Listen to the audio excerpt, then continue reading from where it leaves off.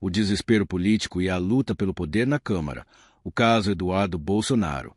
No cenário turbulento da política brasileira, os embates entre partidos são constantes, mas algumas disputas revelam algo mais profundo do que simples divergências ideológicas.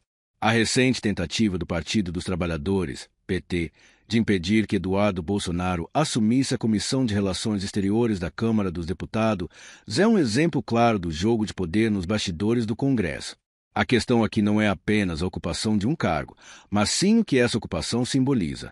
A nomeação de Eduardo Bolsonaro para essa comissão representa uma influência direta do bolsonarismo sobre as relações diplomáticas do Brasil, algo que o PT e seus aliados parecem temer profundamente. Desde a eleição dos presidentes da Câmara e do Senado, as negociações para a distribuição das comissões estavam em andamento.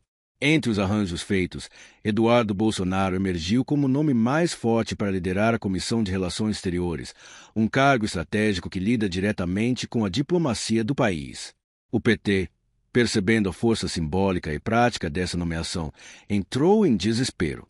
Afinal, Eduardo Bolsonaro tem uma relação próxima com a ala conservadora dos Estados Unidos, especialmente figuras ligadas ao ex-presidente Donald Trump. Para um partido que historicamente teve relações internacionais alinhadas a governos de esquerda, isso representa uma ameaça. Diante disso, veio a reação desesperada, a ameaça de caçar o passaporte de Eduardo Bolsonaro.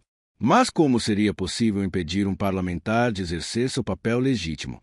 Esse movimento levanta uma questão ainda mais séria. Estaria o PT assumindo um alinhamento direto com setores do Supremo Tribunal Federal, STF, para barrar adversários políticos? A ideia de reter o passaporte de Eduardo Bolsonaro não surgiu do nada. Trata-se de uma jogada política que, em um primeiro momento, poderia parecer apenas um blefe. Mas, na prática, é um indicativo do nível de tensão dentro do Congresso e das estratégias usadas para enfraquecer adversários. A ameaça funciona mais como uma tentativa de criar um embate político. Se Eduardo Bolsonaro reagisse de maneira precipitada, poderia ser usado como prova de alguma irregularidade. No entanto, o fato de essa tática ter sido cogitada mostra o desespero do PT. O principal problema desse tipo de manobra é a mensagem que ela passa. Se a oposição agora pode ter passaportes retidos sem justificativa legal sólida, onde está o limite? Que tipo de democracia permite esse tipo de artimanha jurídica para barrar adversários políticos? A formação das comissões na Câmara não é um processo simples. Envolve intensas negociações entre partidos, trocas de apoios e compromissos firmados muitas vezes apenas na base da confiança. O PT chegou a oferecer outras comissões em troca da Comissão de Relações Exteriores. Porém, o Partido Liberal, PL, ao qual Eduardo Bolsonaro pertence, recusou a oferta. E essa recusa tem um motivo claro. Manter o deputado na liderança dessa comissão significa reforçar a presença da direita em pautas internacionais e dificultar a atuação diplomática do PT. Os acordos políticos são feitos na confiança, e quebrar esses acordos pode significar um suicídio político.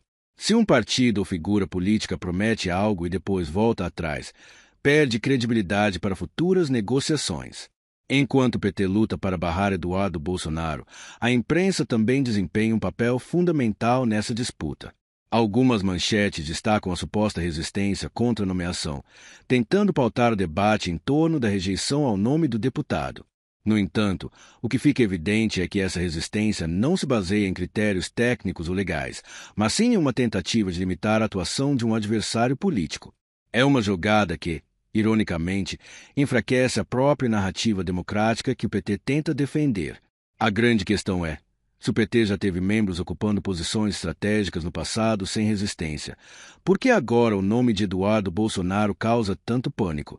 O argumento de que Eduardo Bolsonaro não poderia assumir a comissão porque mantém relações com a direita internacional soa contraditório quando lembramos que, durante o governo Bolsonaro, parlamentares de esquerda fizeram viagens ao exterior para criticar o governo sem sofrer retaliações.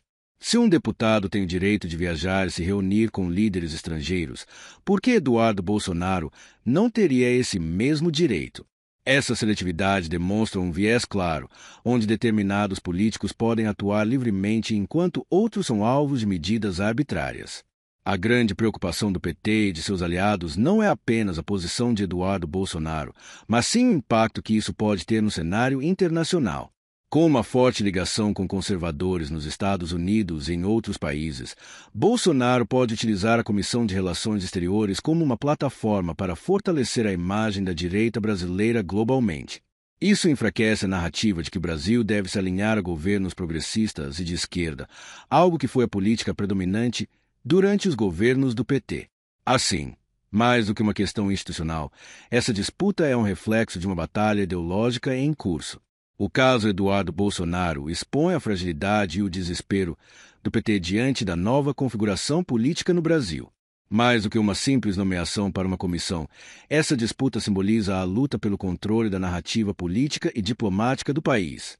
A tentativa de barrar Eduardo Bolsonaro por meio da retenção de seu passaporte não passa de uma estratégia desesperada, que no fim das contas apenas reforça a percepção de que a oposição está disposta a tudo para manter seu domínio. O que resta agora é observar os próximos movimentos nesse xadrez político. Mas uma coisa é certa: a política brasileira continua sendo um campo de batalha intenso, onde cada jogada pode redefinir os rumos do país.